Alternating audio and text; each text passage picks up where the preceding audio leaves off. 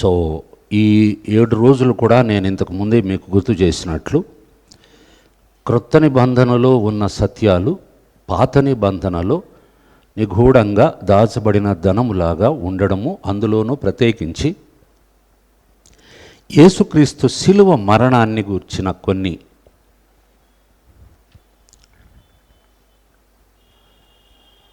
పోలికలతో ఉన్నటువంటి విషయాలను మనం ఎంపిక చేసుకొని ఈ 7 రోజులు ధ్యానం చేసి పాత నిబంధనలో కూడా యేసు ప్రభు ఉన్నారు, దానికి ఆధారంగా కొన్ని వాక్యాలు కూడా మనం చెప్పుకోవచ్చు, చాలా వాక్యాలు. కానీ దానికి సమయం అయిపోతుంది కాబట్టి నేను వాటి జోలికి వెళ్ళడం లేదు. మనం నేరుగా మన అంశానికి వెళదాం. కానీ ఇంట్రడక్షన్గా మనం ఒక విషయం తెలుసుకోవాలి. పాత నిబంధనలో క్రొత్త నిబంధన ఇమిడి ఉంది. The new is in the old contained.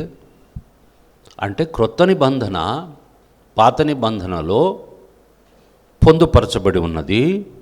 The old is by the new explained అనే ఒక మాట ఉంది. అంటే క్రొత్త నిబంధనలో పాత నిబంధన సత్యాలు వివరించబడ్డాయి అని. ఈ మాట మనం అర్థం చేసుకుంటే ఇప్పుడు బైబిల్లో ఎందుకు పాత క్రొత్త నిబంధనల కలయికగా మనకు బైబిల్ ఇవ్వబడింది.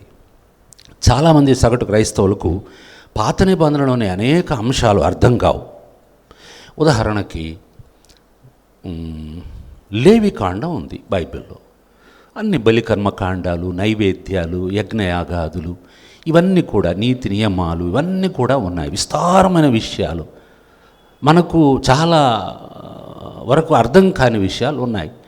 కానీ క్రొత్త నిబంధనలోని ఒక పుస్తకం పాత నిబంధనలోని లేవి కాండంలో ఉన్న మనకు అర్థం కాని విషయాలను మనకు వివరించి దాని యొక్క భావాన్ని, దాని ఉద్దేశాన్ని స్పష్టంగా తెలియచేసేది ఏమిటంటే హెబ్రీ పత్రిక.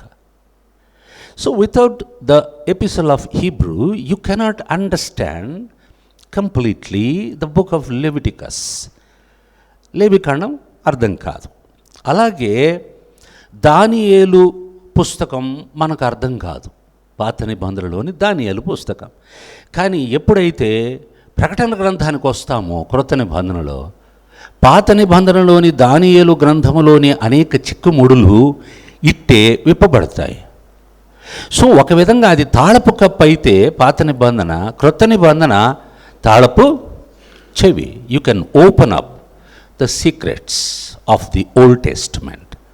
అందుకనే ఆ మాట నేను చెప్పాను. The new is in the old contained, the old is by the new explained అని. So this is one of the reason why I took this subject for this 1 week study. ఊకదంపుడుగా ప్రసంగం చేసే క్లాసులు కాదు ఇవి. నెమ్మదిగా ప్రశాంతంగా ఆలోచన ధోరణితో కూర్చొని దేవుని వాక్యాన్ని అంగుళంగుళంగా లోతుగా వివరంగా తెలుసుకునే ఉద్దేశం. అలాగే పస్కా గొర్రెపిల్లను గురించి పాత నిబంధనలో రాయబడి ఉంది నిర్గమకాండంలో. కానీ ఆ పస్కా గొర్రెపిల్ల మరియు యెషయా గ్రంథం 53వ అధ్యాయములో సఫరింగ్ మస్సాయా, సఫరింగ్ సేవియర్, శ్రమపడిన రక్షకుని గురించిన వివరాలు ఆ 2 పుస్తకాల్లో కూడా ఉన్నాయి అండి, నిర్గమకాండంలో, యెషయా గ్రంథం 53వ అధ్యాయంలో. కానీ అవి ఛాయగా కనబడతాయి, లీలగా కనబడతాయి, అస్పష్టంగా కనబడతాయి, స్పష్టత దొరకదు. కానీ ఎప్పుడైతే మత్తయి, మార్కు, లూకా, యోహాను సువార్తలు మనము చక్కగా చదివి గ్రహిస్తామో అప్పుడు యేసుక్రీస్తు శిలువ మరణం యొక్క పరిచయం మనకు అవుతుంది. కాబట్టి వాటిని భేదించడం, వాటి రహస్యాలు తెలుసుకోవడం, వాటి యొక్క భావాలు గ్రహించడం మనకు సులభమైపోతుంది. So this is the reason why we should study the Old Testament. ఎందుకంటే ఎప్పుడైతే పాత నిబంధన మనం నేర్చుకుంటాం, కొత్త నిబంధన సులువుగా అర్థమవుతుంది. కొత్త నిబంధన అర్థమవుతే పాత నిబంధనలోని అర్థం కాని విషయాలు కూడా మనకు ఇట్టే అర్థమైపోతుంది. దీనికి ఒక ఉదాహరణగా ఈరోజు మనం ఒక ప్రత్యేకమైన అంశాన్ని ధ్యానం చేస్తున్నాం. మనలో కొంతమందికి దాని పరిచయం ఉండొచ్చు, పరిచయం ఉన్నా అది పూర్తిగా కాకుండా కొంతవరకు పరిచయం ఉండొచ్చు. అయినా ఇది మనకు సమయం కాబట్టి దాన్ని సుదీర్ఘంగా ఆలోచించేద్దాం. దానికి ఆధారంగా యోహాను రాసిన సువార్త 3వ అధ్యాయము, యోహాను రాసిన సువార్త 3వ అధ్యాయము 14-15 వచనాలు మనం చదువుకుందాం. అరణ్యంలో మోషే సర్పమును ఎలాగు ఎత్తునో అలాగే విశ్వసించు ప్రతివాడును నశింపక ఆయన ద్వారా నిత్య జీవం పొందునట్లు మనుష్య కుమారుడు ఎత్తబడెను. మనుష్య కుమారుడు ఎత్తబడవలెను. ఇది స్వయంగా యేసు ప్రభు వారు నికోదేముతో సంభాషించే సమయంలో చెప్పినటువంటి ఒక మాట. ఈ మాటలో ఈ 2 వచనాలలో మనం గమనించే స్టేట్మెంట్ ఏమిటంటే, పాత నిబంధనలోని ఒక సంఘటనను క్రొత్త నిబంధనలో తన ద్వారా తాను జరిగించబోయే ఒక శిలువ బలియాగం యొక్క దృశ్యాన్ని రెండిటిని కలగలిపి రెండిటిని క్రోడీకరించి ప్రభువు చెబుతున్నాడు. It is very interesting to understand that. ఎక్కడి పాత నిబంధనలోని మోషే ఇత్తడి సర్పము, ఎక్కడి యేసు ప్రభు శిలువ మరణం ఏదైనా పోలికొందా? కానీ స్వయంగా యేసు ప్రభువే చెప్పాడు. ఏమని చెప్పాడు? ఎలాగ మోషే అరణ్యములో ఇత్తడి సర్పమును పైకి ఎత్తెనో అలాగే మనుష్య కుమారుడు కూడా ఎత్తబడవలెను. అప్పటికి ఇంకా మరణించలేదు కాబట్టి శిలువ మరణం. సో ఈ రెండిటి మధ్య ఉండే కనెక్షన్ ఏమిటో మనం అర్థం చేసుకోవాలి కదా. మన ధ్యానాలు ఏంటి ఈ రోజుల్లో? యేసుక్రీస్తు శిలువ మరణం పాత నిబంధనలో నిగూఢంగా, అస్పష్టంగా, ఛాయగా, నీడగా ఉన్నటువంటి విషయాలు. ఎస్, 1వ అధ్యాయానికి మీరు రండి. ఈలోపు ఇది ఇలాగే పెట్టుకొని ఒక బుక్ మార్క్ పెట్టి ఇక్కడ, లేకపోతే రాసుకున్న తర్వాత పాత నిబంధనలోని సంఖ్యాకాండం అందులోని 21వ అధ్యాయం అందులో 9వ వచనాన్ని చదువుకుందాం. కాబట్టి మోషే ఇత్తడి సర్పం ఒకటి చేయించి స్తంభం మీద దానిని పెట్టెను. ఇంకా అప్పుడు సర్పపుకటు తినిన ప్రతివాడు ఆ ఇత్తడి సర్పమును నిదానించి చూచినందున బ్రతికెను. తరువాత ఇశ్రాయేలీయులు సాగి ఓబోతులో దిగి. చాలు చాలు చాలు. ఏంటి దీని నేపథ్యం ఏంటి? ఎంతమందికి తెలుసు? ఇత్తడి సర్పము ఒక ప్రతిమను ఇత్తడితో చేయించి సర్పపు ప్రతిమను మోషే అరణ్యములో ఒక పోల్, ఒక స్తంభం లాంటిది చేసి దాని మీద ఈ ఇత్తడి సర్పం యొక్క ప్రతిమను చెక్కించి పూతబోసి అక్కడ నించోబెట్టాడు ఎత్తైన స్థలంలో. దాన్ని చూసిన వారందరూ కూడా బ్రతికారు. ఎందుకు బ్రతికారంటే అంతకుముందు దేవుడు వారి మధ్యకు, ఇశ్రాయేలు ప్రజల మధ్యకు పంపించిన ఒక తాపకరమైన విష సర్పాలు వచ్చి వారిలో చాలామందిని కాటు వేశాయి. ఎందుకు కాటు వేశాయి? 21వ అధ్యాయంలో మనము కొన్ని మాటలు చదువుకుంటే దాని నేపథ్యం మనకు అర్థమవుతుంది. ఎందుకంటే ఇత్తడి సర్పాన్ని గురించిన వివరణ అర్థం చేసుకోకుండా మనకు యేసు ప్రభువు శిలువ మరణాన్ని ఎందుకు పోల్చి చెప్పాడు అని అర్థం కాదు. 4వ వచనం, 21వ అధ్యాయం 4వ వచనం నేను చదువుతాను. సో మీరందరూ చూసుకోవచ్చు బైబిల్లో. వారు ఏదోము దేశమును చుట్టిపోవలెనని హోరు కొండ నుండి ఎర్ర సముద్ర మార్గముగా సాగినప్పుడు, ఇక్కడ గమనించాలి, ఇక మీదట నేను చదివేది, మార్గాయాసము చేత జనుల ప్రాణము సొమ్మసిల్లెను. ఇశ్రాయేలు ప్రజలు తిన్నగా పోవలసిన దారిలో కాకుండా దేవుడు వారిని చుట్టూ తిరిగి వెళ్ళే మార్గము గుండా నడిపించాడు. ఎందుకు అలా చేశాడు అనేది మరొక సబ్జెక్టు. అది దేవుని తప్పు కాదు, వారి స్వయంకృత అపరాధం అని అంటాం. ఓకే, అందుకని దాన్ని నేను అధ్యాయం జోలికి వెళ్ళాను, మళ్ళీ టైం పోతుంది మనది. మార్గాయాసము చేత జనుల ప్రాణము సొమ్మసిల్లెను. ఇట్స్ వెరీ లెజిటిమేట్, న్యాయమైన మాటగా కనబడుతుంది. అక్కడ న్యాయం లేదు. అందుకనే వాక్యంలో బయటికి కనిపించినంత న్యాయం దాని లోతుకు దిగినప్పుడు మనకు అందులో న్యాయ అన్యాయాలు అర్థమవుతాయి. సో వారి ప్రాణము సొమ్మసిలను కాగా, 5వ వచనం, కాగా ప్రజలు దేవునికిని మోషేకును విరోధముగా మాటలాడి, దట్ వాజ్ దేర్ సిన్. అవిశ్వాసము, అవిధేయత. దేవుడు గతంలో ఎన్ని అద్భుతాలు చేశాడు వారి జీవితంలో.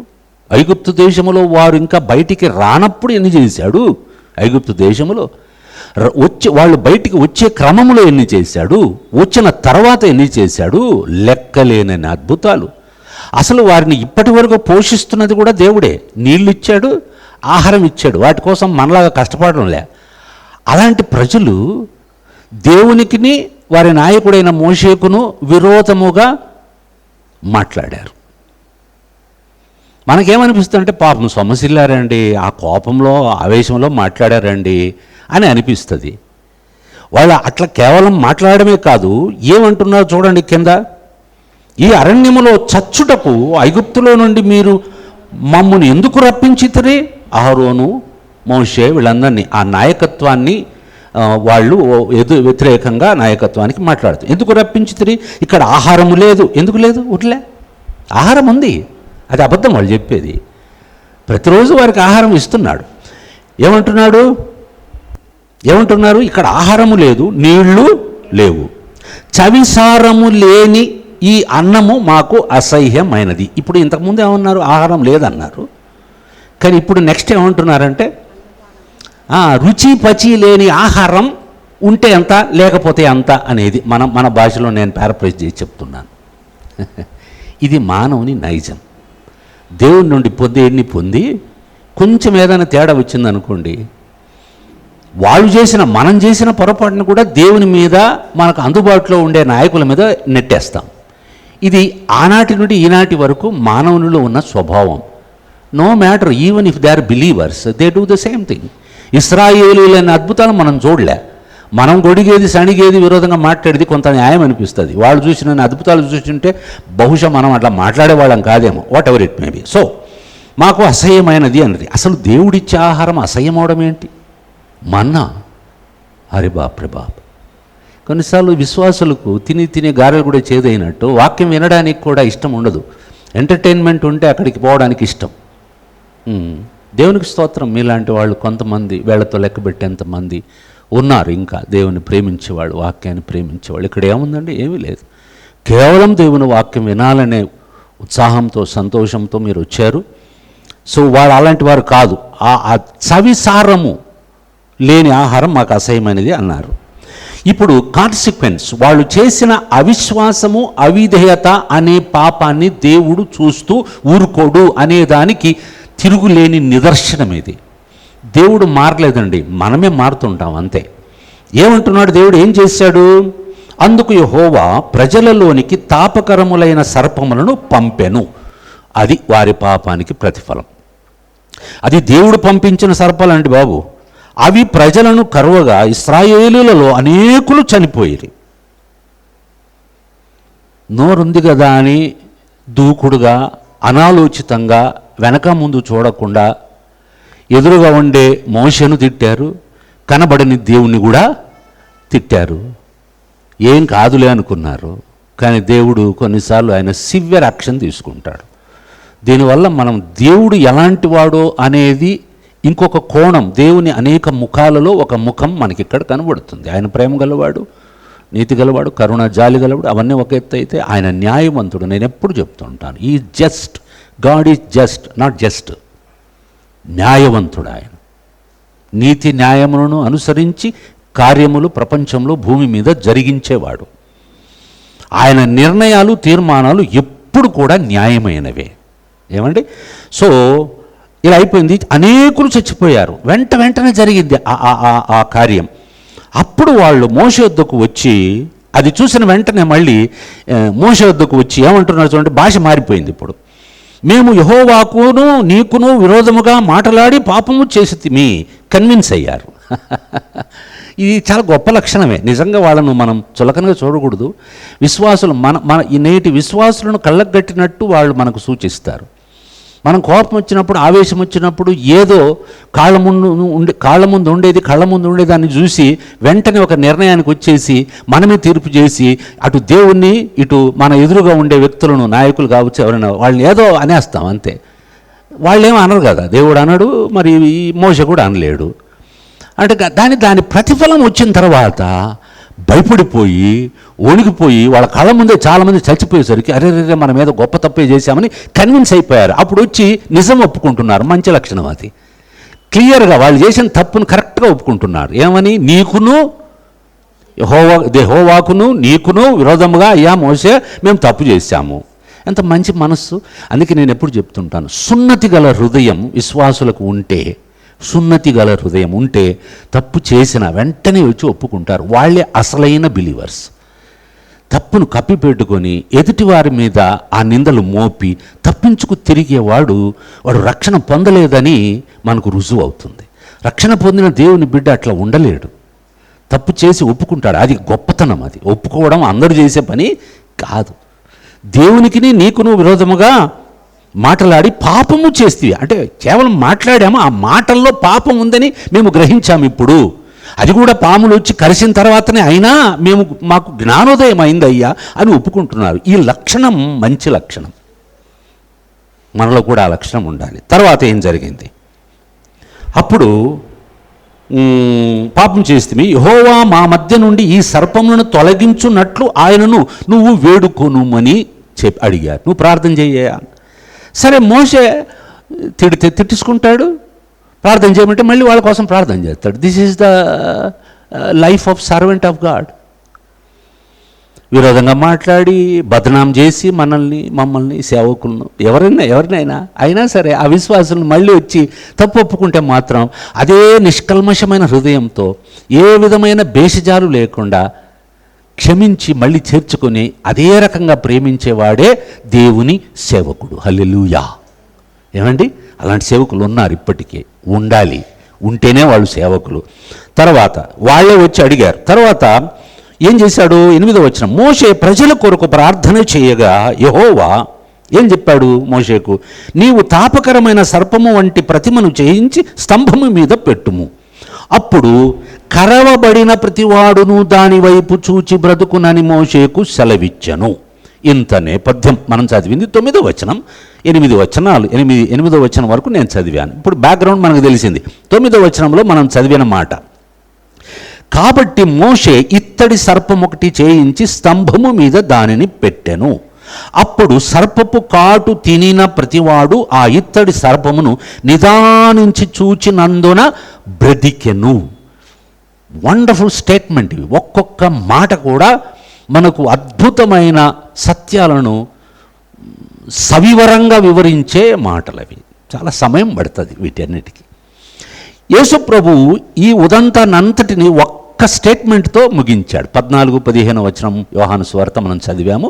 3:14-15 మోషే ఇత్తడి సర్పమును అరణ్యములో ఎలాగూ పైకెత్తెనో అలాగే మనుష్య కుమారుడు కూడా పైకి ఎత్తబడవలెను. అది కంపారిజన్, అది పోలిక. పాత నిబంధనలో ఎక్కడో కనబడిన ఒక దృశ్యం, జరిగిన ఒక సంఘటన, ఒక టైపాలజీ అంటారు, పిక్చరల్ సబ్జెక్ట్ అని అంటారు. అంటే ఒక దృశ్యరూపకమైన దానిని గుర్తుకు తెచ్చి ఒక అద్భుతమైన సత్యాన్ని విడమరిచి చెప్పడం. సో అది యేసుప్రభు కూడా ఆ మెథడ్ వాడాడు. మేము కూడా అదే వాడుతున్నాం. ఆయనే మా మాదిరి, యేసుప్రభుయే మా మాదిరి.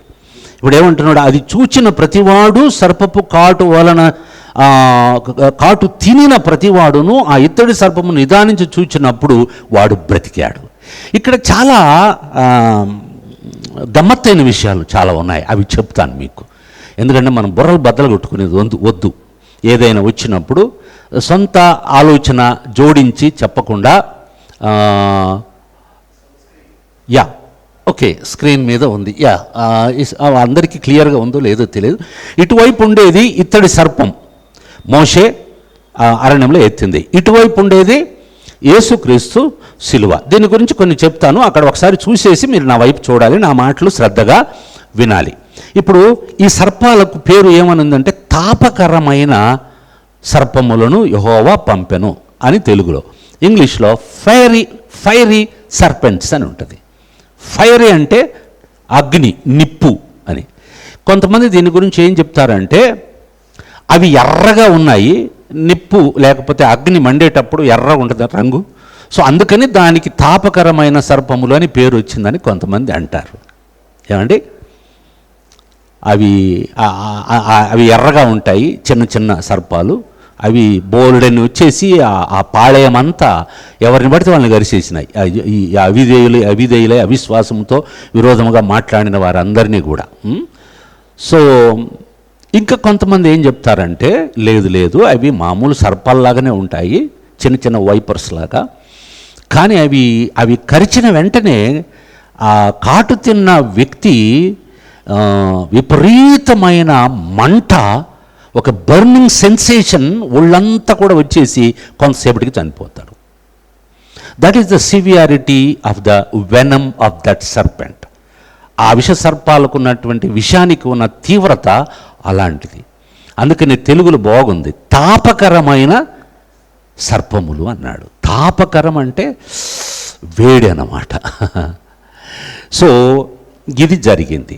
మీకు తెలుసో తెలియదో, వరల్డ్ హెల్త్ ఆర్గనైజేషన్ WHO ఈ మధ్య కరోనా వచ్చిన తర్వాత మనం ఎక్కువగా విన్న మాట కదా, వారి సింబల్ ఏమిటో తెలుసా? వారి లోగో అదే.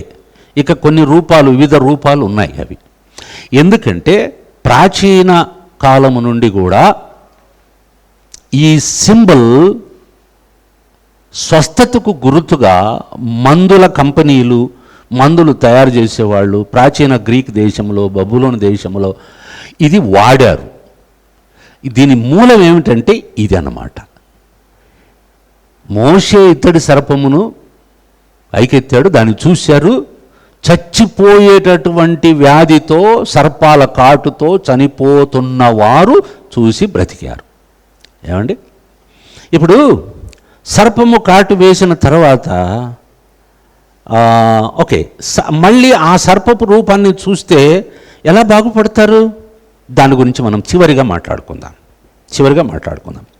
కానీ ఇక్కడ ఒక సత్యాన్ని మీకు ఈ సందర్భంగా చెప్పాలి. ఏమిటంటే, ఇది జరిగిపోయింది, ఈ ఘటన జరిగిపోయింది. యేసుప్రభు చెప్పిన మాట అట్లా ఉంచండి, యేసుప్రభు శిలువ మరణం అట్లా ఉంచండి, అది ఆఖరికి చెప్పుకుందాము. కానీ ఇక్కడ జరిగిన ఇంకొక సంభవాన్ని కూడా మీకు చెప్పాలి. ఈ ఇత్తడి సర్పం ఎత్తబడము, చూసిన వారు బ్రతకడము, తర్వాత వాళ్లకు బుద్ధి గడ్డి తిని లెంపలు వేసుకొని మళ్ళీ తిన్నగా వారి ప్రయాణం వారి కొనసాగడం, ఇవన్నీ జరిగాయి. అది మనకు తర్వాత ఇది ఏమైపోయింది? ఆయన చేయించిన ఇత్తడి సర్పము ఏమైపోయింది అంటే ఇశ్రాయేలీయుల మధ్యనే ఉన్నది. అలాగే ఉన్న తర్వాత దాదాపు 800 సంవత్సరాల తరువాత, ఆఫ్టర్ దిస్ ఇన్సిడెంట్ 800 years, చాలా సుదీర్ఘమైన కాలం కదా. 800 సంవత్సరాల తర్వాత యూదా రాజైన హిజ్కియా, ఒక మంచి ఆహాజ్యా కుమారుడైన హిజ్కియా, ఇశ్రాయేల్ రాజులు, యూదా రాజులు ఇద్దరు, 2 రాజ్యాలు ఉన్నాయి కదా, అందులో యూదా రాజులు చాలా వరకు మంచివాళ్ళు. యూదా రాజులలో మంచివాడిగా ఉన్న యెహోషాపాతు, హిజ్కియా తదితరులు ఉన్నారు. అందులో హిజ్కియా కాలంలో ఆయన ఏలుబడికి వచ్చినప్పుడు 2వ రాజుల గ్రంథం 18వ అధ్యాయంలో దీని గురించిన ప్రస్తావన ఉంది. దేని గురించిన ప్రస్తావన? ఈ ఇత్తడి సర్పాన్ని గురించిన ప్రస్తావన ఆఫ్టర్ 800 years ఉంది. అదేంటది? చాలా చిత్రంగా ఉంది. అది ఎందుకు పరిశుద్ధాత్ముడు అక్కడ రాయించాడు అని అంటే ఏదో ఉద్దేశం ఉంటుంది. ఆ ఉద్దేశం ఏమిటో మనం తెలుసుకోవడమే మన యొక్క ఈ సెషన్ యొక్క ఉద్దేశం. అలాంటివి తెలుసుకోవడమే మన ఉద్దేశం. 18వ అధ్యాయం, 2వ రాజుల గ్రంథం 18వ అధ్యాయము, అందులో 4వ వచనాన్ని చదువుకుందాం. The book of Kings, 2 Kings chapter 18 verse 4. ఉన్నత స్థలములను కొట్టివేసి విగ్రహములను పగులగొట్టి దేవతా స్తంభములను పడగొట్టి మోషే చేసిన వచ్చింది. చూడండి, మనది మోషే చేసిన ఇత్తడి సర్పమును చిన్న భిన్నములుగా చేసెను. చిన్న భిన్నములుగా అనే మాట మనకు తెలుసు. తమిళ్లో కూడా అంటారు ఈ మాట, చిన్న భిన్నమా పూనంగో అని. చిన్న భిన్నం అంటే తునకలుగా చేశాడు, ముక్కలుగా చేశాడు, దాని రూపమంతా కోల్పోయేటట్లు చేశాడు. ఎవరు? హిజ్కియా రాజు తన ఏలుబడిలో తన ప్రజలైన యూదుల మధ్య, ఇశ్రాయేలీల మధ్య ఉన్నటువంటి మోషే చేయించిన సర్పం వాళ్ళు అట్లే పెట్టుకున్నారు. అంతటితో కథ అయిపోలే. ముందుకు చదువమ్మా. దానికి ఇశ్రాయేలీయులు ఏమని నెహుష్టానము పేరు పెట్టి నెహుష్టాను అను పేరు పెట్టి దానికి ధూపము వేయుచు వచ్చి ఉండిరి. ఇది జరిగింది. ఇది తెలియని సత్యం. ఇత్తడి సర్పం మంచిదే, మంచి పని చేసింది. దానికి గుర్తుగా దేవుడు చేసిన గొప్ప కార్యానికి గుర్తుగా మెమోరియల్గా ఇశ్రాయేలు పెట్టుకున్నారు. వాళ్ళ మధ్య ఎట్లా కాపాడుకున్నారు? 800 సంవత్సరాలు బాగా కాపాడుకున్నారండి. పాపం, ఎందుకంటే వాళ్ళు మర్చిపోలేరు కదా, వాళ్ళ పూర్వీకులకు అద్భుతం జరిగిన ఒక ప్రతిమ అది, ఒక జ్ఞాపకార్థక, ఒక జ్ఞాపికలాగా వాళ్ళు ఉంచేసుకున్నారు. కానీ ఉంచేసుకున్నారే కానీ అలా ఎక్కడో ఒక చోట దాన్ని ఉంచేసి పెట్టలే. కాలక్రమంలో దాన్ని కేవలం ఒక విగ్రహంలాగా ఎక్కడో పడేసి ఉంటే బాగుండేది, కానీ దాన్ని అలా ఉంచలేదు. దాన్ని అంచెలంచెలుగా వాళ్ళు ఒక పూజా విగ్రహముగా మార్చేశారు, ఒక ఆరాధనా సంకేతముగా చేసేసుకున్నారు. పైగా దానికి ఒక పేరు కూడా పెట్టారు. ఏమని? నెహుష్టాన్ అని. నెహుష్టాన్ అనే మాటకు పీస్ ఆఫ్ బ్రాస్ అని అర్థం. పీస్ ఆఫ్ బ్రాస్ అంటే ఒక ఇత్తడి ముక్క అని అర్థం. కానీ ఇత్తడి ముక్క అనేదాన్ని కూడా ఒక దేవతలాగా చేసుకొని ఆ ఇత్తడి సర్పాన్ని పెట్టుకొని వాళ్ళు ఏం చేస్తున్నారంటే 4వ వచనపు 2వ భాగంలో దానికి ఇశ్రాయేలీయులు నెహుష్టానను పేరు పెట్టి దానికి ధూపము వేయుచు వచ్చి ఉండ్రి. ఇది దేవుడు చెప్పలే ధూపం వేయమని చెప్పాడా? పేరు పెట్టమని చెప్పాడా? చెప్పలేదే. దేవుడు చెప్పింది చేయడం కంటే దేవుడు చెప్పంది చేయడమే మనకు చాలా ఇంట్రెస్ట్గా ఉంటుంది. నేను ఎప్పుడూ ఒక మాట అంటుంటాను, ఇతరులకు కోపం వస్తుంది, సొంత పైత్యం అంటాం. అది సేవకులు కూడా చేస్తారు. ఉద్దర బాబు అంటే నచ్చదు వాళ్ళకు. అదేంటది? మా ఇష్టానికి కూడా అది ఏం తప్పండి? అది ఆఫ్టర్ ఆల్ దేవుడు చేయించిందే కదా, ఆఫ్టర్ ఆల్ మన పూర్వీకులకు స్వస్థతనిచ్చిందే కదా, అది ఉంటే తప్పేంటి? సర్దుబాటు, సర్ది చెప్పుకోవడం, సొంత డాక్టరీను చాలా కోపంగా చెప్పాల్సి వస్తుంది మేము. కానీ ఆయన తట్టుకోలేక, హిజ్కియా రాజు కదా, అధికారం ఉంది, దాన్ని తునకలు చిన్న భిన్నం చేసేసాడు. ఎందుకు చేశాడు? అది అలాగే దాచారని చేయలే, దానికి చేయకూడనిది చేస్తున్నారు కాబట్టి ఆ విధంగా చేశాడు. ఇక్కడ మనం నేర్చుకోవాల్సిన ఒక పాఠం ఏమిటంటే, ఆనాడు వారికి మంచి జరిగించిన ఆ ప్రతిమయే ఒక సింబల్, ఒక సంకేతముగా ఉన్న ఆ ఇత్తడి సర్పమే కాలానుక్రమములో వారి జీవితంలో ఒక విగ్రహముగా మారి వారి పూజను, మన్నలను, ఆరాధనను, ధూప నైవేద్యాలను అందుకునేంతగా దానిని వారు ఎలివేట్ చేశారంటే అది ఖచ్చితంగా దేవుని తప్పు కాదు, మోషే తప్పు కూడా కాదు, కేవలం వారి తప్పే. దీనివలన మనం నేర్చుకునే ఒక సత్యం ఏమిటంటే, మనం నిజదేవుణ్ణి విశ్వసించి ఆరాధించే క్రమంలో మన జీవితంలో ఆయన తప్ప. సమరయ స్త్రీతో ప్రభువు చెప్పిన మాట, దేవుడు ఆత్మ గనుక దేవునిని ఆరాధించువారు ఆత్మతోనూ సత్యముతోనూ ఆరాధించవలెననున్నదియే అని అన్నాడు. కొండకు పోవాల్సిన అవసరం లే, యెరూషలేముకు పోవాల్సిన అవసరం లే, 3 అంచెలు దాటి గర్భగుడిలోనికి ప్రవేశించాల్సిన అవసరం లే. ఎందుకంటే అవన్నీ మీరు కల్పించుకున్నవే. నేను నిన్న చెప్పాను, ప్రపంచంలో 2 మతాలు, ఒకటి అంజూరపు ఆకుల మతం, ఇంకొకటి రక్తతర్పణం చేసే చర్మం రావాలంటే రక్తము చిందించబడాలి. అది యేసు ప్రభువుల మాత్రమే చరిత్రలో జరిగింది. సో ఇది మనం దృష్టిలో పెట్టుకోవాలి. దీనికి భిన్నంగా, దీనికి వేరుగా ఏది మన జీవితంలో దేవుని స్థానాన్ని ఆక్రమించినా అది ఒక నెహుష్టాన్ అయిపోతుంది, ఒక విగ్రహం అయిపోతుంది. దేవుని ఆరాధనను నీకు తెలియకుండానే తన వైపుకు మళ్లించుకునే ఆరాధనగా మారిపోతుంది. ఇప్పుడు ఈ ఆధునిక కాలంలో చెప్పాలంటే మనం అనొచ్చు, మా ఇంట్లో సిలువ లేదండి, మేము విగ్రహం ఆరాధించము అని. కానీ చెప్పుకుపోతే చాలా ఉన్నాయి. మీరు కూడా తల ఊపుతారు, అది నిజమేనని. కొన్నిసార్లు వస్తు వాహనాలు భౌతికమైనవి మనకు ఆరాధనా ప్రతిమలుగా మారిపోతున్నాయి, మనకు తెలియకుండానే దేవుని స్థానాన్ని ఆక్రమిస్తున్నాయి. కొన్నిసార్లు ఏకంగా సేవకులు కూడా దేవుని స్థానాన్ని ఆక్రమించి దేవునికి చెందవలసిన ఘనతను సేవకులు దొంగిలించేస్తున్నారు. నాయకులే వాళ్ళను వారించడం లేదు. పేతురు పౌలు వారి కాళ్ళకు వచ్చి పడితే ఏమన్నారు? మేము కూడా నీ వంటి మనుషులమే, లేలే అలాంటివి చేయకూడదు అని చెప్పారు. ఎలాంటి అపోస్తులు వాళ్ళు, ఎలాంటి అద్భుతాలు చేసినారు. ఈరోజు తలకాయ నొప్పి బాగైనా సారు వాళ్ళు దేవుళ్ళు అయిపోతున్నారు మనుషుల మధ్య. ఇది మీకు చెప్పదలుచుకున్నాను. ఒక హిజ్కియాలు కావాలి ఈ రోజుల్లో, ఒక హిజ్కియా రావాలి. మనలో ప్రతి ఒక్కరు కూడా ఒక హిజ్కియాగా మారాలి. దాన్ని తునాతునకలు చెయ్యాలి. దేవుని స్థానాన్ని ఆక్రమించే ఏదైనా సరే, మన మనస్సులోనే ఊహించుకునే దృశ్యమైనా చిత్రమైనా సరే, దాన్ని పటాపంచలు చేసి నామరూపాలు లేకుండా కాల్చి బూడిద చేయాల్సిన బాధ్యత మనది. అప్పుడు దేవుడు మన విషయంలో సంతోషిస్తాడు. మన ఆరాధనను ఆయన స్వేచ్ఛగా అంగీకరిస్తాడు. దేవుని స్థానాన్ని ఎవ్వరు కూడా ఆక్రమించడానికి వీల్లేదు ప్రియులారా. ఇశ్రాయేలీయులు ఆనాడు ఆ తప్పు చేశారంటే 800 సంవత్సరాల తర్వాత కూడా వాళ్ళు ఇది పెట్టుకొని ఏకంగా ఆరాధన చేస్తున్నారంటే, ఒకప్పుడు మంచి చేసిన వస్తువే, అది మంచిని అనుభవించిన వస్తువే, అదేం తప్పు కాదు. కానీ మంచిని కూడా మనము దేవునికి విరోధముగా మార్చే ప్రమాదం ఉంది. ఎంత జాగ్రత్తగా ఉండాలి ఏమండి, ఎంత జాగ్రత్తగా ఉండాలి. ప్రతిరోజు కూడా ప్రభువా నీ స్థానాన్ని ఆక్రమించే ఏదైనా సరే నా జీవితంలో వస్తుందా, అది భార్య కావచ్చు, భర్త కావచ్చు, ఉద్యోగం కావచ్చు, మన బిజినెస్ కావచ్చు, దేవుని స్థానాన్ని ఆక్రమించి. ఏమంటే నేను చెప్పాను కదా, కొబ్బరి బొండాలు అమ్ముకునేవాడు కూడా ఆదివారం ఆరాధన ఉంటే అది కట్టేస్తాడు. ఈ ఎండాకాలంలో కూడా నేను చెప్పాను మన సంఘంలో మొన్ననో ఇంతకుముందో. అంటే ఏది కూడా దేవుని స్థానాన్ని ఆక్రమించకూడదు. ఇది secret of your blessing, secret of your spiritual growth, secret of pleasing God, the way of pleasing God. So మనకు సమయం లేదు కాబట్టి ఇది ఒక సత్యం మనం నేర్చుకున్నాం. మనుష్య కుమారుడు కూడా అలాగే ఎత్తబడతాడు. అసలు యేసుప్రభు శిలువ మరణాన్ని ఇత్తడి సర్పముతో పోల్చడం ఏంటి?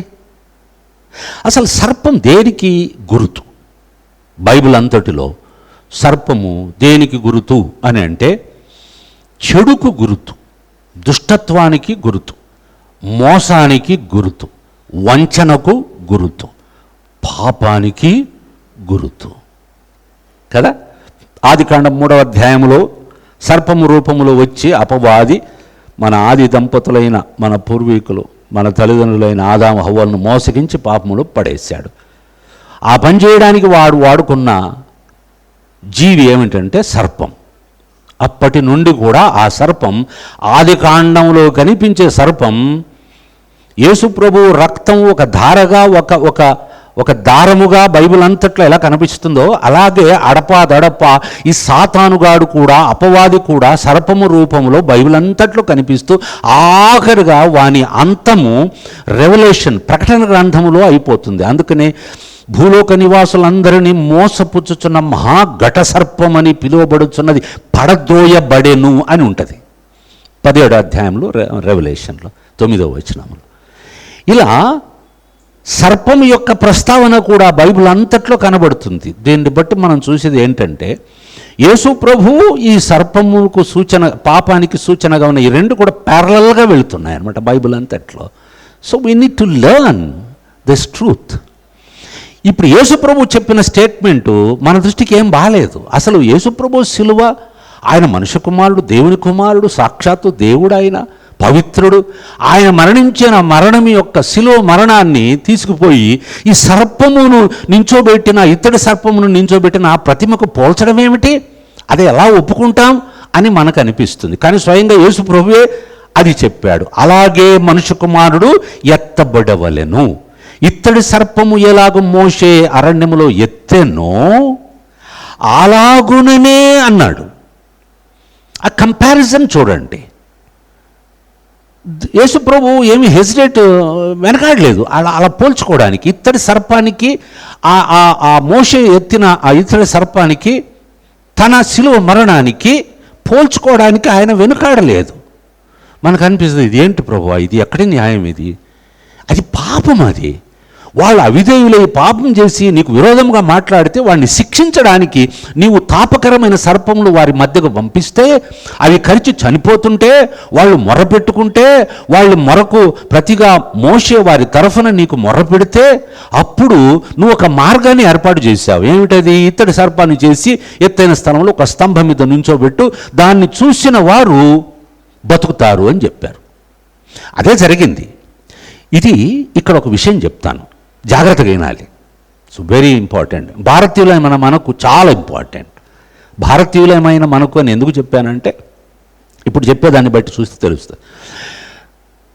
దేవుడు ఏర్పాటు చేసిన ఈ మార్గం మోషే చేసింది కాదండి, దేవుడే చెప్పిన ఏమంటారు నివారణ మార్గం ఇది. వారి రోగానికి వారి మరణానికి నివారణ మార్గం ఏమిటది?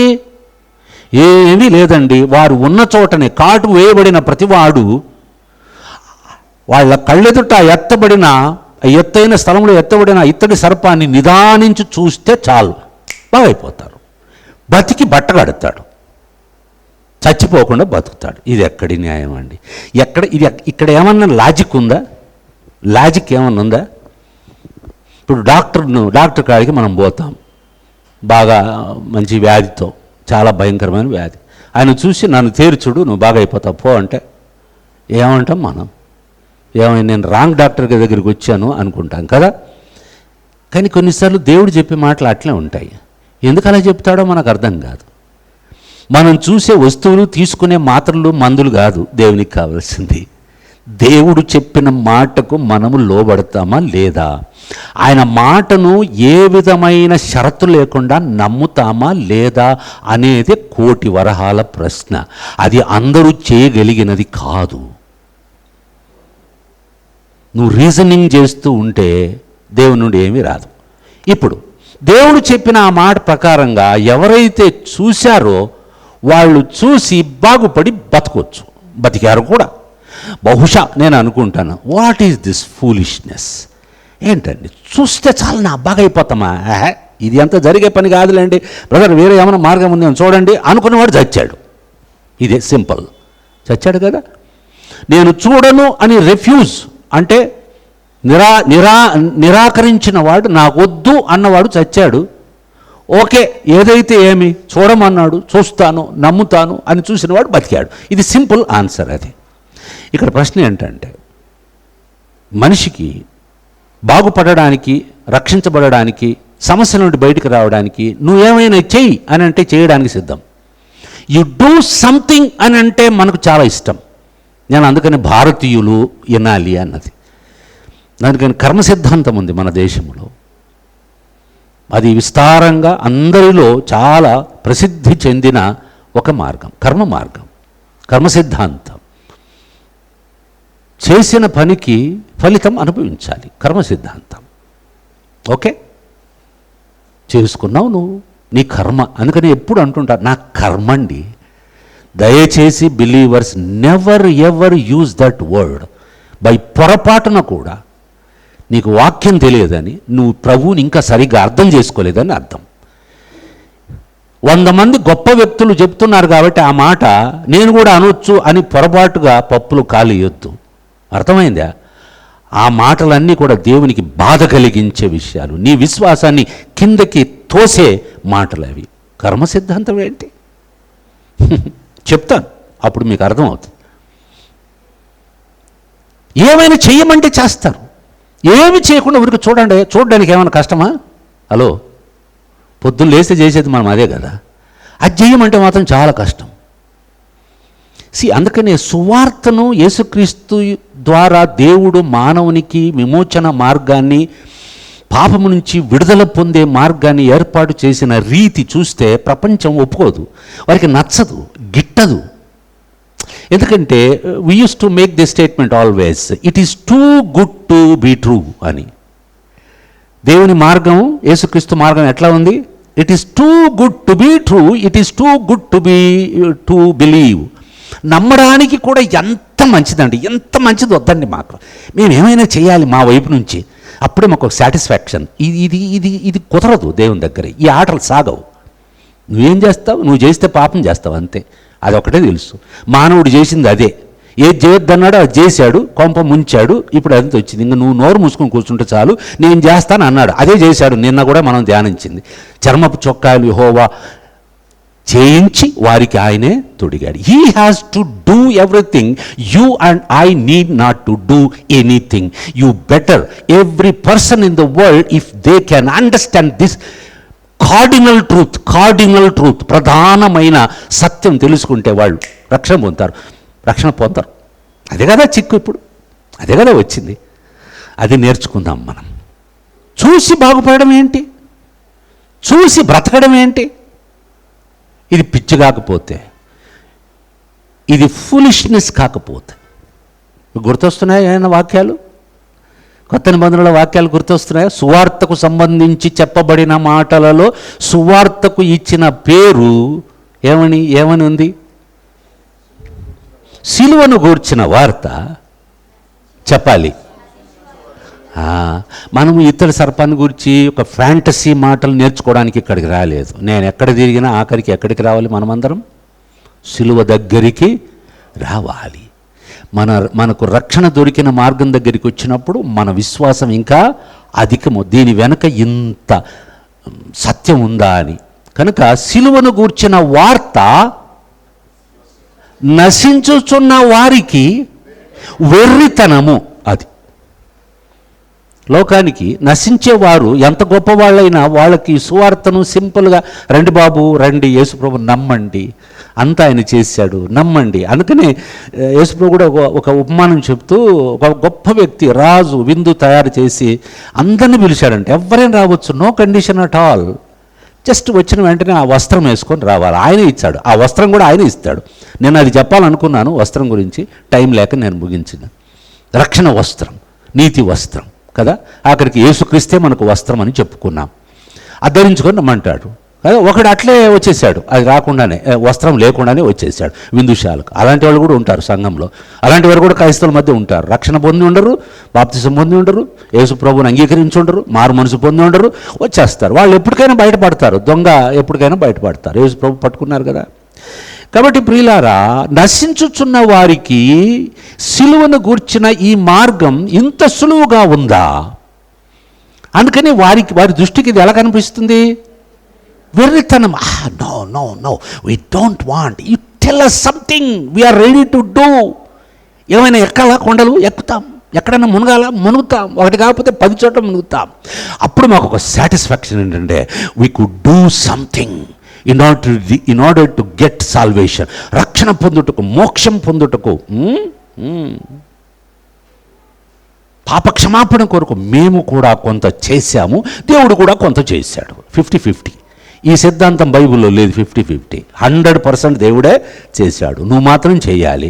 నీకు నచ్చకపోతే, నీకు పిచ్చితనంగా ఉంటే అంతేది, నువ్వు నశించిపోతున్న జాబితాలో ఉన్నావని అర్థం. నశించుచున్న వారికి వెర్రితనము, అయితే రక్షింపబడుచున్న మనకు దేవుని శక్తి, the power of God, those who are in the way of their salvation. రక్షణ మార్గంలో ఉండే వారికి శక్తి ప్రియులారా. అందుకని శక్తి అక్కడ నిక్షిప్తమై ఉంది, ఆటం బాంబులాగా. దేవుడు చెప్పింది నువ్వు చేస్తే, చూస్తే నువ్వు మారిపోతావు, నువ్వు బతుకుతావు. అంతే. సింపుల్ అయిన విషయాలు విశ్వాసంతో ఎవరైతే చేశారో ఆనాడు బ్రతికారు. ఎవరైతే దాన్ని సిల్లిగా ఆలోచించి నిరాకరించారో వాళ్ళు చచ్చిపోయారు. దేవునితో మనం చెలగాట ఆడలేం. ఆయన ఏమి చేసినా, ఆయన ప్రతి మాట 7 మారులు పుటము వేయబడి తీసిన బంగారం కంటే పవిత్రమైన. దాంట్లో తప్పులు వెతకడం మన తరం కాదు. మన తరమే కాదు, ఈ లోకంలో ఏ సైంటిస్టుకు తరం కాదు. ఎందుకంటే మనకు దేవుని గురించి తెలిసింది, బయలుపరచబడినది ఇసుమంతే, తెలియంది బోల్డంతుంది. ఆ ఇసుమంత ద్వారానే నువ్వు దేవుడు లేడని, దేవుని గురించి నానా మాటలు మాట్లాడుతూ ఆయన్ను దోషిగా నిలబెట్టడానికి కూడా ఈనాడు ప్రపంచంలో ప్రజలు చాలామంది ముందుకు వస్తారు. దేవుడు అట్టవాన్ని ఏం పట్టించుకోడు. సింపుల్, ఇది ఏర్పాటు చేసి నువ్వు బతకాలా చూడు. యెషయా గ్రంథం 45వ అధ్యాయం 22వ వచనంలో కూడా దేవుడు అదే చెప్పాడు. మనకు మాత్రమే కాదు, ఇశ్రాయేలులకు మాత్రమే కాదు, సమస్త మానవాళిని చూసి ఒక అద్భుతమైన యూనివర్సల్ స్టేట్మెంట్ అంటారు. యూనివర్సల్, విశ్వవ్యాప్తమైనటువంటి ఒక స్టేట్మెంట్, ఒక ఆహ్వానం దేవుడిచ్చాడు. 45వ అధ్యాయం యెషయా గ్రంథం 22వ వచనం. ఎస్, యెషయా గ్రంథం 45:22. ఏం ఇంకా దొరకలేదా? యా, 45:22. భూదిగంతముల నివాసులారా నా వైపు చూచి రక్షణ పొందుడి. చార్ల్స్ స్పర్జన్ గారు ఈ మాట మీద ఒక దైవజనుడు వాక్యం చెబుతుంటే మారుమనసు పొందారు.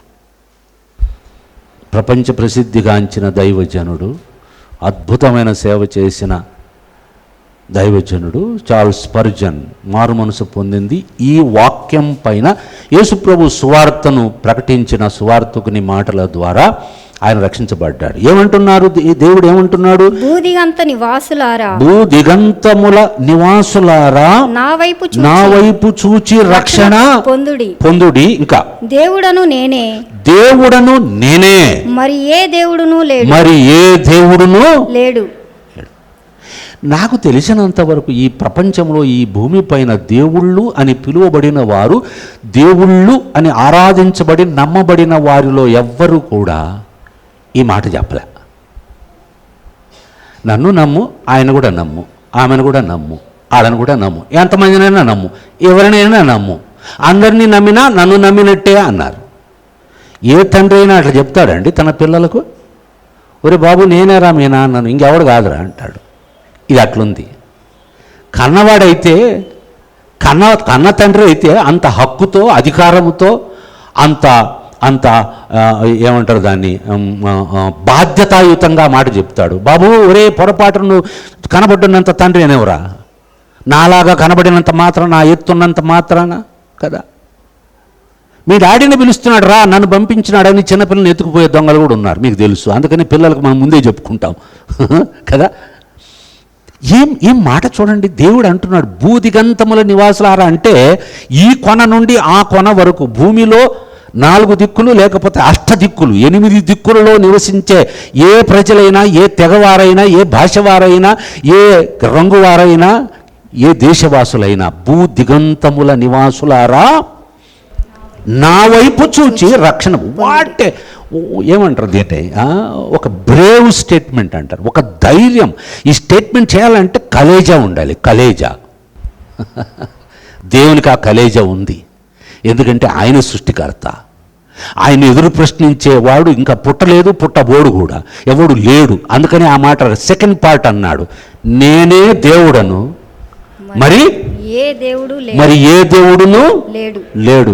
నువ్వు అర్థం చేసుకోగలిగితే ఇదే నిజం, ఇది మాత్రమే నిజం అని చెప్పడమే ఆ మాటల్లో ఇమిడి ఉన్న సత్యం. కనుక ఇక్కడ మళ్ళీ దేవుడు ఈ మాట చెప్పాడు. మనకు తెలుసు కదా, మనకు కూడా హెబ్రీ పత్రికలో ఉంది, నా వైపు ఇది యేసు వైపు చూచి కదా, యేసు వైపు చూచిన వాళ్ళు సిగ్గు పొందరు. ఎన్ని మాటలు ఉన్నాయి. ఎవరిని చూడాలి? విశ్వాసం ఎప్పుడు కూడా మనం గుర్తు చేసుకుంటుంటాం సేవకుల ద్వారా. అయ్యా, నువ్వు వాళ్ళని వీళ్ళని చూడొద్దు, సేవకుని చూడొద్దు, పొరపాటు చేసే తప్పు చేసే సహోదరిని చూడొద్దు, వాళ్ళలో ఉన్న లోపాలను చూడొద్దు, యేసు వైపు చూడు. నీ విశ్వాసంలో నువ్వు వర్ధిల్లాలంటే యేసును చూడు. ఆయన నుండి నీకు సమస్త పోషణ వస్తుంది, ఆశీర్వాదం వస్తుంది, ఎంకరేజ్మెంట్ వస్తుంది. అందుకని యేసు వైపు మన విశ్వాసానికి కర్తయు దాన్ని కొనసాగించువాడునైనా యేసు వైపు చూచుచు మన పందెపు రంగంలో మనము ఓపికతో పరిగెత్తాలి, గమ్యం చేరుకోవాలంటే. కనుక ప్రియులారా, యేసు ప్రభువు చెప్పిన ఈ స్టేట్మెంట్ను మరొక కోణాన్ని కూడా మనం చూద్దాం. ఇక్కడ కీలకమైంది, ఇప్పుడు చివరిగా ముగింపుకు వచ్చాం కాబట్టి కీలకమైంది. ఏమిటంటే కీలకమైంది, యేసు ప్రభువు ఈ ఇత్తడి సర్పము ఆ స్తంభాన్ని గురించి చెప్పాడు. అది తన మరణానికి, శిలువ మరణానికి పోల్చుకున్నాడు. ఎందుకది అసలు ఎక్కడెక్కడి పోలిక? యేసుప్రభువు, పరిశుద్ధుడైన యేసుప్రభువు, ప్రాణం పెట్టి రక్తము చిందించిన యేసుప్రభు మరణించిన శిలువ ఎక్కడా? అసలు పాపం చేసి దేవునికి అవిధేయులై అవిశ్వాసముతో విరోధముగా మాట్లాడితే దాని ఫలితంగా వచ్చి సర్పాలు కాటు వేస్తే చనిపోయిన వారు బ్రతకడానికి మరలా కాటు వేసిన సర్పం యొక్క ప్రతిమనే నించోబెట్టి దాన్ని చూడండి బాగుపడతారంటే ఏదో చూశారు, బాగైపోయారు, బతికారు, వెళ్ళిపోయారు. కానీ దానికి దీనికి ముడి పెట్టడం ఏంటి? అంతవరకు న్యాయం? సమంజసమేనా? ఏదైనా లాజిక్ ఉందా అంటే ఉంది లాజిక్. ఏమిటా లాజిక్? నేను ఇంతకు ముందే చెప్పినట్టు సర్పం దేనికి సూచన?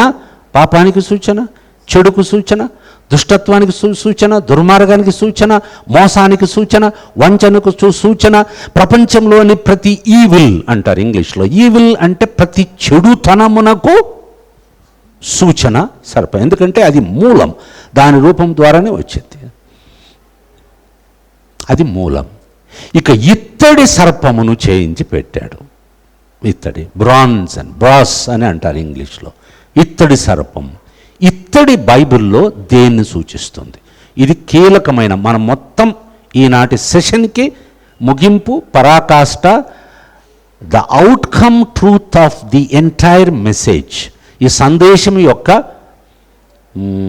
ఏమంటారు దాన్ని, ప్రధానమైన అంశం ఇప్పుడు నేను చెప్పబోయేది. యేసుప్రభు తన మరణాన్ని దీనికి పోల్చుకున్నాడంటే అక్కడ ఏదో ఉంది మనకు తెలియంది, మనం తెలుసుకోవాల్సింది. అది తెలుసుకుంటే మనకు ఈ రహస్యం మనకిట్టే అర్థమైపోతుంది. సర్పము చెడుకు, పాపానికి, దుష్టత్వానికి పోలిక లేక సూచనగా ఉంటే, ఇత్తడి లేక కన్నడ భాషలో తామ్ర అని ఉండదు. అంటే తామ్ర అంటే ఏమంటారు, రాగి, బ్రాన్స్, అన్ని ఈ మెటల్, అది మెటల్. ఈ ఇత్తడిని చేయడానికి ఇది ఒక మెటల్, ఒక ఖనిజం, మీకు తెలుసు. అది తయారు చేయాలంటే ఇప్పుడు ఇత్తడి సర్పాన్ని పోత పోసాడు కదా మోషే, ఎలా చేసి ఉంటాడు? ఆ ఇత్తడిని కరిగించి అగ్నిలో, కొలిమిలో కరిగించి నీటిలాగా ద్రవ రూపంలో దాన్ని మార్చి దాన్ని సర్పపు ఆకారంలో చేసి ఉంటాడు, అంతే కదా? ఎస్. అంటే ఈ ఇత్తడి తయారు చేయబడడానికి నిప్పులో గుండా అది దాటి వెళుతుంది. అప్పుడు అది ఇత్తడి ఒక రూపాన్ని దాల్చుకుంటుంది. అంటే నిప్పుకు చాలా దగ్గర సంబంధం ఉంది, అగ్నికి చాలా దగ్గర సంబంధం ఉంది. ఇక బైబిల్లో ప్రత్యేకించి కొత్త నిబంధనలో ఇత్తడి అనే ప్రస్తావన వచ్చిన ప్రతిసారి కూడా, దాదాపు ప్రతిసారి కూడా అది తీర్పుకు సూచన, జడ్జిమెంట్ ఆర్ కండెమ్నేషన్, తీర్పుకు, శిక్షకు. తీర్పు అంటే ఏమిటి? చేసిన తప్పుకు తీర్పు జరిగి తీర్పు యొక్క ఫలితం ఏమిటి? శిక్ష అనుభవించాలి. అల్టిమేట్ ఏంటంటే శిక్ష అనుభవించాలి. ముందేం చెప్పుకున్నాము? పాము అంటే పాపము, తప్పు, చెడు అన్ని కలగలిపిన ఒక సూచన. ఆ పాము దేని రూపము దాల్చుకొని ఉంది అని అంటే ఇత్తడి రూపములో ఉంది. ఈ రెండు కలయికలు అక్కడ ఉన్నాయి. ఇదే కొంచెం రహస్యం అంతే మనకి. ఇప్పుడు యేసుప్రభు ఈ రెండు అంశాలు, ఈ రెండు సత్యాలు ఇమిడి ఉన్న ఈ ఇత్తడి సర్పమును తన మరణానికి పోల్చుకొని చెప్పాడంటే అక్కడ ఏదో మహాసత్యం ఉంది. లేకపోతే ఎందుకు చెప్పుకుంటాడు యేసుప్రభు? యేసుప్రభు పరిశుద్ధుడైన దేవుని కుమారుడే, ఆయన సాక్షాత్తు దేవుడే. కానీ మానవ రూపంలో ఈ లోకానికి వచ్చిన గాడ్ మ్యాన్ అంటారు. దైవమానవుడు ఆయన, దైవమానవుడు, గాడ్ మ్యాన్ కదా.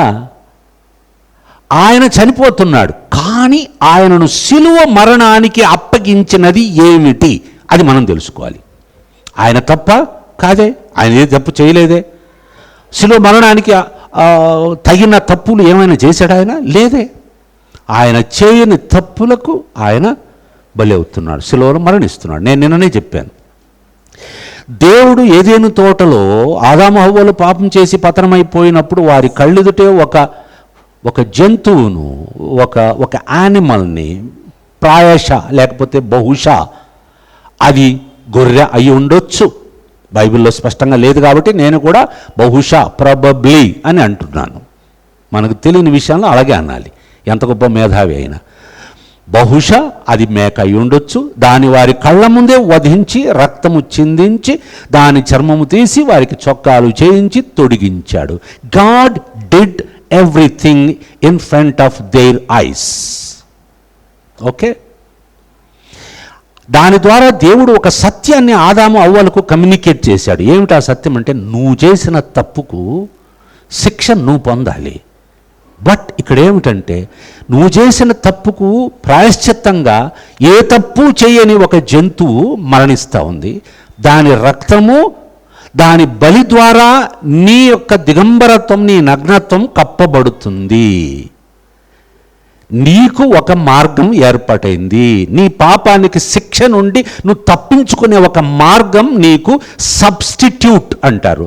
నీకు మారుగా ఒక ఆ కాన్సెప్ట్, ఆ భావనను ఇన్సర్ట్ చేశాడు ఆదాము హవ్వల మనసులో, హృదయంలో, వారి తలంపుల్లో చొప్పించాడు.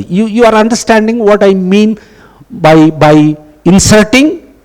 నేను నిన్న చెప్పాను, ఈ కారణాన్ని బట్టే తరతరాలుగా మానవుని ఉనికి భూమిపైన ప్రారంభమైనప్పటి నుండి ఎవడు చెప్పకుండానే రక్తము ఏదో దేవుళ్ళ పేరట ఒక గుడి దగ్గరో ఒక రాయి దగ్గరకో తీసుకెళ్ళి రక్త తర్పణం చేయడం, రక్తం చిందించడం ఆనాటి నుండి ఈనాటి వరకు అది కొనసాగుతూనే ఉంది.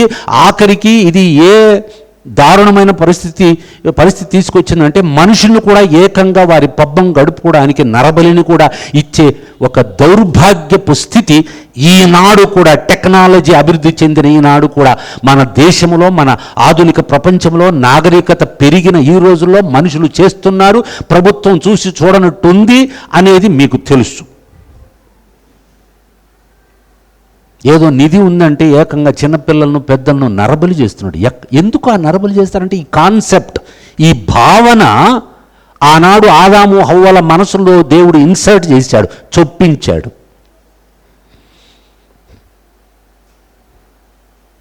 అది యేసు ప్రభువు. ఇప్పుడు యేసు ప్రభువు తన మరణాన్ని దీనితో పోల్చుకోవడానికి కారణం ఏమిటో మీకు చెప్తున్నాను, జాగ్రత్తగా వినాలి. యేసు ప్రభు తన పాపం కొరకు చనిపోలే. కొరింథీయులకు రాసిన 2వ పత్రిక, అక్కడ 5వ అధ్యాయము 21వ వచనం. 2వ కొరింథీయులకు రాసిన 2వ పత్రిక 5వ అధ్యాయము 21వ వచనం. దీని గురించిన అనేక మాటలు కొత్త నిబంధనలో ఉన్నాయి, కానీ అవన్నీ నేను మీకు గుర్తు చేయడం లేదు. మచ్చుకకి ఈ ఒక్క వచనాన్ని మనం అర్థం చేసుకుంటే యేసుప్రభు చెప్పిన ఈ స్టేట్మెంటు మనకు చాలా వరకు అర్థమవుతుంది. చదువుదామని. ఎందుకనగా 5:21, 2వ కొరింథీ 5:21. ఎందుకనగా మనము ఆయన యందు దేవుని నీతి అగునట్లు పాపము ఎరుగని ఆయనను అనగా యేసుక్రీస్తును మన కోసము పాపముగా చేసెను. దేవుడు శిలువ మరణానికి తన కుమారుని అప్పగించినప్పుడు ఆయన మనసులో ఇదే ఉన్నది. ఈ లోకానికి బాలుడిగా, శిశువుగా మరియమ్మ గర్భములో పంపించినప్పుడు కూడా దేవుని మనసులో ఇదే ఆలోచన ఉన్నది. ఈ ఆలోచన ఆదాము అవ్వలకు చర్మపు కచ్చడములు చేసి తొడిగించినప్పుడు కూడా దేవుని మనసులో ఇదే ఉన్నది. ఆదాము అవ్వను సృష్టించక మునుపు, ప్రపంచమే సృష్టించక ముందు కూడా దేవుడు తన మనస్సులో, తన సంకల్పములో, తన ఆలోచనలో తన కుమారుడైన యేసును బలి చేశాడు, శిలువపై బలి చేశాడు. ఎప్పుడో చేశాడు. అది ఆయన అనాది సంకల్పం. The whole plan of God for the salvation of man kind. మానవునికి దేవుడు ఏర్పరిచిన తన అనంతమైన సంకల్పములో ఎప్పుడో జరిగిపోయింది యేసు ప్రభువు బలి. అది దృశ్య రూపంలో ప్రపంచానికి కనిపించింది ఎప్పుడంటే 2000 సంవత్సరాల క్రితం యేసు ప్రభు శిలువలో మరణించినప్పుడు. అందుకని యేసు ప్రభు తండ్రితో ప్రార్థన చేసేటప్పుడు యోహాను సువార్త 17వ అధ్యాయంలో 4వ వచనంలో ఆయన ఏం చెప్తాడంటే, ఒక్క వచనం చదువుదాం. తండ్రి, నేను ఇప్పుడు శిలువలో మరణించబోతున్నాను. మరణించక మునుపు ఇక క్లైమాక్స్కి వచ్చినప్పుడు యేసు ప్రభు తండ్రితో ప్రార్థన చేస్తూ, అందరి కోసం ప్రార్థన చేస్తూ తను తండ్రితో మాట్లాడుతూ చెప్పిన ఆ మాటలు వెరీ ఇంట్రెస్టింగ్. యేసు ప్రభు యొక్క వాస్తవ అస్తిత్వం, లేకపోతే ఆయన ఉనికిని చెప్పే మాట. అది చదువుతారా ఏమన్నా దయచేసి? యోహాను సువార్త 17:4. ఓకే, యోహాను సువార్త 17:4. చేయుటకు నీవు నాకిచ్చిన పని నేను సంపూర్ణముగా నెరవేర్చి. తండ్రి అయిన దేవునితో మాట్లాడుతున్నాడు యేసు ప్రభు. చేయుటకు నీవు నాకిచ్చిన పని నేను సంపూర్ణముగా నెరవేర్చి భూమి మీద నిన్ను మహిమ పరిచితిని. 5వ వచనం. తండ్రి లోకము పుట్టక మునుపు. గమనించాలి ఆ మాట.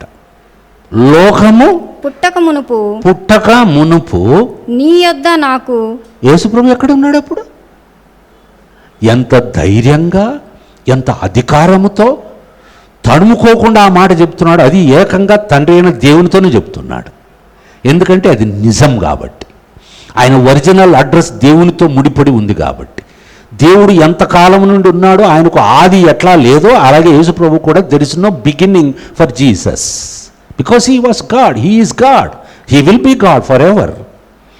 లోకము పుట్టక మునుపు నీ వద్ద నాకు ఏ మహిమ ఉండెనో ఆ మహిమతో నన్ను ఇప్పుడు నీ యొద్ద మహిమపరచుము. ఇది ఎట్లా ఉంది? ఇది రిక్వెస్ట్ లాగా మాత్రం కాదు, ఏదో అడుక్కున్నట్టు లేదు, జ్ఞాపకం చేస్తున్నట్టుంది. నువ్వు నాకు అప్పగించిన పని నేను చేసి పెట్టాను, అందులో ఏ లోపం లేదు, కంప్లీట్ చేశాను. అందుకని అన్నాడు శిలువ మీద 6వ మాట ఏమన్నాడు? రేపు అందరూ పలుకుతారు ఈ మాటలు, పలకని వారు కూడా పలుకుతారు, పలకూడని వారు కూడా పలుకుతారు. మనం పలికేది వద్దు, ఆయన మాత్రమే పలకగలడు. ఎందుకంటే పలకడానికి ఆయనే అర్హుడు. ఆ పలికేటట్లు పనిచేసిన వాడు ఆయనే. నువ్వు నేను పలకడం ఏంటి? ఆయన పలికాడని పలుకుదాం అంతే. ఆయన ఎందుకు పలికాడో పలుకుదాం, అది తెలిస్తే పలుకు, లేకపోతే సైలెంట్గా ఉండు.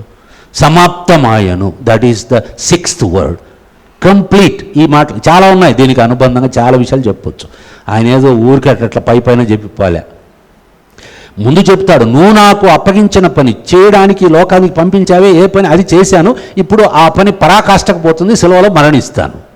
నువ్వు అప్పగించిన పని ఇసుమంతా కూడా మిస్ చేయకుండా కంప్లీట్ చేశాను కదా. ఆ కారణం చేత అదైన వెంటనే నన్ను పునరుత్థానుడిగా జీవముతో లేపి నాకు నీ యొద్ద ముందు ఏదున్నది? లోకం పుట్టక మునుపు. లోకం పుట్టక మునుపు ఏమున్నది? దేవునితో ఏకమై ఉన్నవాడు. దేవుడు ఆయన ఒకటే, ఆయనలో మమేకమైన వాడు, దేవునితో పాటు ఉన్నవాడు.